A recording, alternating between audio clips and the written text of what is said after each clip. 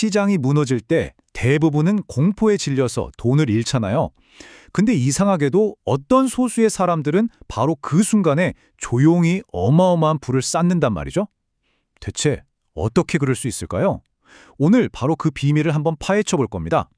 특히 2026년을 겨냥한 아주 놀라운 통찰을 바탕으로 이 무시무시한 위협을 오히려 부를 만들어내는 시스템으로 바꾸는 방법 지금부터 알려드릴게요.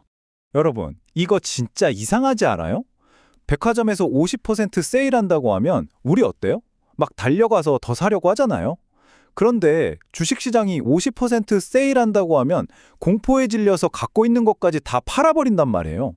아니 평소에 내가 갖고 싶었던 좋은 자산을 반값에 살 기회인데 이럴 때일수록 카트 끌고 와서 담아야 하는 거 아니냐고요. 바로 이 지점, 이 비합리적인 모순이 오늘 우리가 이야기할 모든 기회의 출발점입니다. 자, 그럼 이제 본격적으로 한번 들어가 보죠. 다가올 폭풍, 그 정체가 뭔지 진단하기 위해서 지금 경제 계기판에 어떤 빨간불이 깜빡이고 있는지부터 한번 살펴보겠습니다. 2026년쯤으로 예상되는 이 거대한 침체, 이걸 가리키는 아주 강력한 적신호가 4가지나 있습니다. 첫째, 역사상 최고 수준인 기업들의 빚. 둘째, 거의 바닥나버린 소비자들의 저축. 셋째, 장단기 금리가 뒤집히는 현상. 그리고 마지막으로 비이성적으로 들뜬 대중심리. 하나씩 뜯어보죠. 첫 번째랑 두 번째 신호는요, 서로 딱 맞물려서 아주 끔찍한 죽음의 소용돌이를 만들어냅니다. 생각해보세요. 기업들 빚이 어마어마한데 금리가 오르니까 이자를 감당 못해서 사람들을 잘라내기 시작하겠죠? 근데 동시에 사람들 주머니는 텅 비었어요. 그럼 당장 지갑부터 닫을 거 아니에요. 소비가 확 줄면 기업 매출은 더 줄고 그럼 또 사람들을 잘라내고 이게 바로 악순환의 시작인 거죠. 세 번째 신호는 바로 장단기 금리 역전 현상입니다. 이거요, 지난 50년 동안 단 한 번도 틀리지 않고 모든 경기 침체를 정확하게 맞췄다는 바로 그 지표예요. 이게 무슨 뜻이냐면 쉽게 말해서 시장에 있는 모든 사람들이 야, 10년 뒤보다 당장 내일이 훨씬 더 위험해 라고 집단으로 소리치고 있다는 거예요. 단기적인 공포가 정말 극에 달했다는 신호죠. 그리고 마지막 4번째 신호는 심리적인 부분이에요. 딱 2000년 닷컴 버블 터지기 직전이나 2008년 금융위기 오기 전처럼요. 투자 경험도 별로 없는 사람들이 너도 나도 주식으로 부자 되기 쉽네? 라고 믿기 시작하는 그런 비이성적인 과열 상태 말입니다. 이 4가지 신호가 모두 켜졌을 때 시장은 거의 필연적으로 큰 하락을 맞이하게 됩니다. 자, 이렇게 경고 신호들을 확인했으니까 이제 시장 하락 그 자체를 한번 해부해 봅시다. 그냥 무서워만 할 게 아니라 데이터를 통해서 그 본질을 한번 제대로 들여다보자는 거죠. 시장이 떨어진다고 해서 다 똑같은 하락은 아니에요. 한 10% 정도 빠지는 조정장은요, 거의 1년 좀 넘으면 한 번씩 오는 아주 자연스러운 현상이고요. 20% 이상 빠지는 약세장도 한 4, 5년마다 찾아오는 어떻게 보면 그냥 주기적인 사이클의 일부입니다. 물론 붕괴는 더 아프긴 하죠. 근데 여기서 진짜 중요한 건 이런 하락들이 무슨 예측 불가능한 재앙이 아니라 원래부터 시장에 내재된 그냥 하나의 부분이라는 사실이에요. 자, 이 그래프를 한번 보세요. 이게 진짜 핵심입니다. 역사적으로 보면요, 시장이 쭉쭉 오르는 강세장은 평균 965일 동안 이어졌어요. 근데 반대로 시장이 떨어지는 약세장은 평균 289일밖에 안 됐습니다. 무슨 말이죠? 좋은 시절이 나쁜 시절보다 무려 3배 이상 길었다는 거예요. 아니 그런데 우리는 왜 이 훨씬 짧고 심지어 주기적으로 오는 하락을 마치 세상이 끝나는 것처럼 받아들이는 걸까요? 자, 이제 이 분석의 진짜 하이라이트입니다. 바로 이 위기를 불을 쌓는 기회로 바꾸는 구체적인 행동 전략으로 넘어갈 거예요. 하락장이라는 거친 파도를 넘어서 오히려 더 부자가 되어서 빠져나올 수 있는 아주 체계적인 3단계 시스템입니다. 이 플레이북은 딱 3단계로 나뉩니다.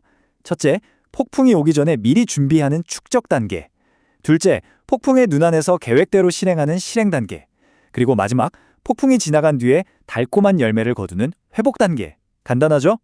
첫 번째 단계에서 가장 중요한 건요, 공격이 아니에요. 철저한 방어입니다. 레버리지나 마진처럼 빚내서 하는 투자는 싹 줄이고 나는 이 정도 손실까지 버틸 수 있다는 걸 냉정하게 파악해야 해요.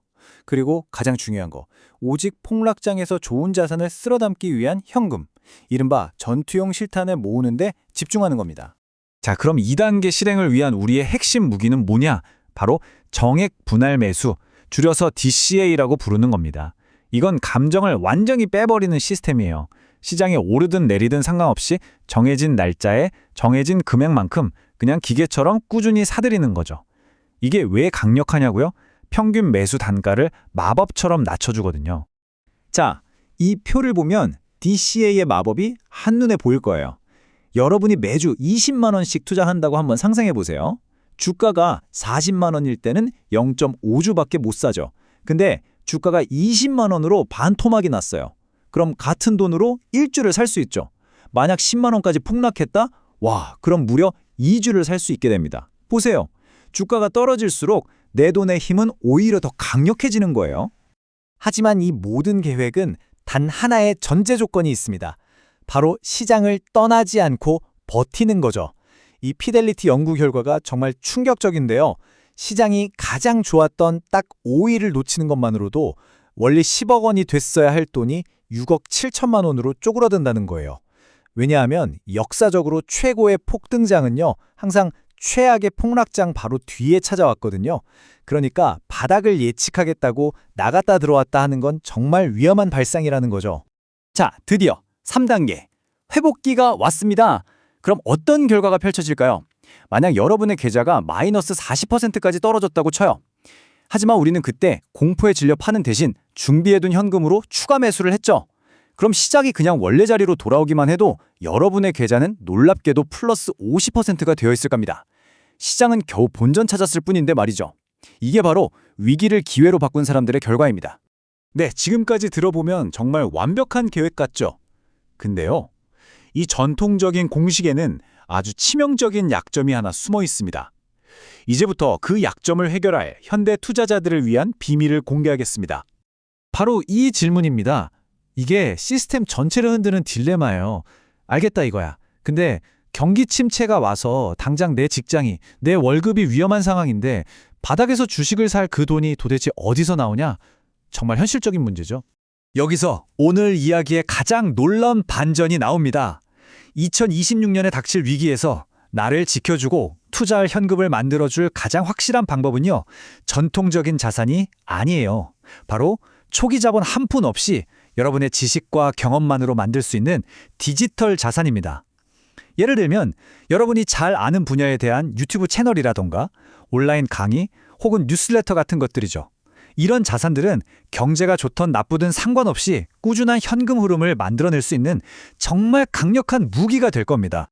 자, 이제 슬슬 마무리를 해볼까 합니다. 지금까지는 일반적인 전략에 대해 이야기했다면 이제는 이 지식을 여러분 각자의 상황에 어떻게 적용할 것인지, 그리고 어떤 마음가짐이 필요한지에 대해 이야기해볼게요. 우리가 보통 영상 마지막에 이건 투자 조언이 아닙니다 라는 문구 그냥 흘려듣잖아요.